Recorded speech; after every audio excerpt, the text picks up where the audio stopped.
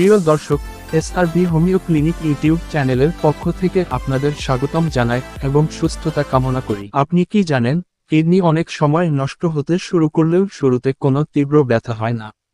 তাই দীর্ঘস্থায়ী কিডনি রোগকে অনেক সময় সিলেন্ট ডিজিজ বলা হয়।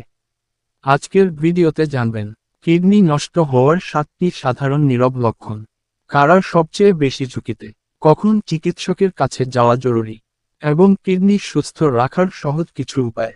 ভিডিওটি শেষ পর্যন্ত দেখুন, কারণ শেষের টিপসগুলো আপনার কিডনি ভালো রাখতে গুরুত্বপূর্ণ হতে পারে।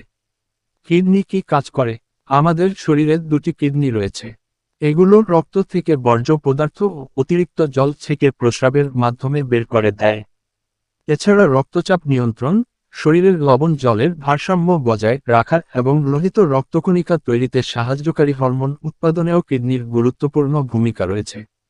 কিডনি দুর্বল হলে শরীরে ধীরে ধীরে বিভিন্ন পরিবর্তন দেখা দিতে পারে। কিডনি নষ্ট হওয়ার 7টি সম্ভাব্য নীরব লক্ষণ। 1. বারবার বা অস্বাভাবিক প্রস্রাবের পরিবর্তন।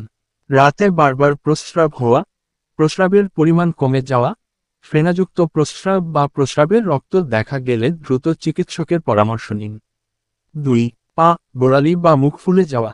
কিডনি ঠিকমতো অতিরিক্ত জল বের করতে না পারলে শরীরে জল জমে গোলাভাব দেখা দিতে পারে। 3. সব সময় ক্লান্ত লাগা। কিডনি রোগে রক্তশূন্যতা হতে পারে, যার ফলে দুর্বলতা ও ক্লান্তি অনুভূত হয়। 4. ক্ষুধামন্দা, বমি বমি ভাব। রক্তে বর্জ্য পদার্থ জমতে থাকলে ক্ষুধা কমে যেতে পারে এবং বমি বমি ভাব হতে পারে। 5.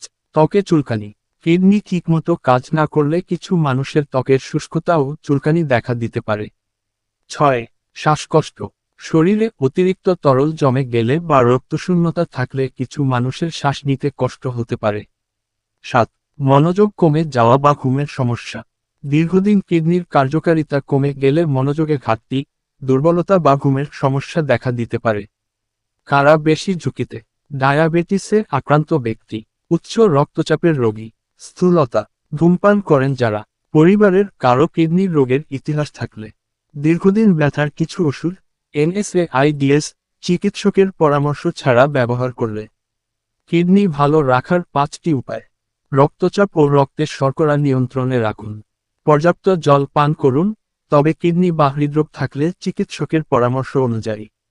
অতিরিক্ত লবণ ও অতিপ্রক্রিয়াজাত খাবার কম খান। ধূমপান ও তামাকজাত দ্রব্য এড়িয়ে চলুন।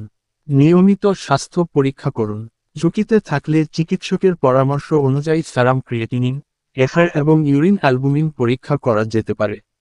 মনে রাখবেন, এই লক্ষণগুলোর যেকোনো একটি থাকলেই যে কিডনি রোগ হয়েছে এমন নয়। তবে এগুলো অবহেলা করা ঠিক নয়।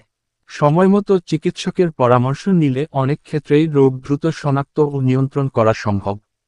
ভিডিওটি যদি আপনার ভালো লেগে থাকে, তাহলে একটি লাইক দিন, শেয়ার করুন এবং স্বাস্থ্য বিষয়ক বিজ্ঞানভিত্তিক তথ্য পেতে আমাদের চ্যানেলটি সাবস্ক্রাইব করুন। সুস্থ থাকুন, সচেতন থাকুন। ধন্যবাদ।